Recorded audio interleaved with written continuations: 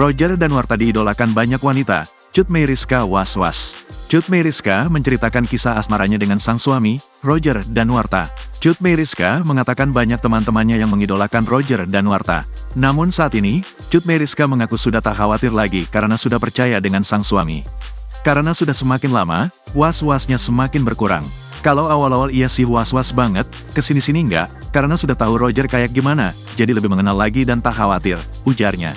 Ibu dua anak ini mengungkapkan jika dulu dirinya sangat posesif ke Roger. Bahkan ia terang-terangan mengakui pernah menyadap WhatsApp suaminya. Akan tetapi kini, Cut Meyriska sudah tak takut jika suaminya izin pergi.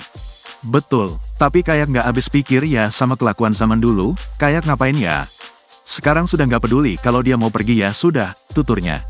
Ia melanjutkan jika ternyata banyak temannya yang sangat mengidolakan sosok sang suami. Bahkan, ada temannya yang memiliki poster Roger Danuarta. Ya banyaklah cerita-cerita mereka yang pernah nungguin meet and greet, sekarang bisa liburan bareng, jalan bareng, katanya. Diakuinya, ia sempat tak tahu terkenal apa sang suami lantaran tak pernah menonton TV. Aku dulu nggak nonton TV, nggak boleh nonton dulu sama papa, jadi nggak tahu. Pas main sinetron baru, paling dia sudah ada, aku masih SD, pungkasnya.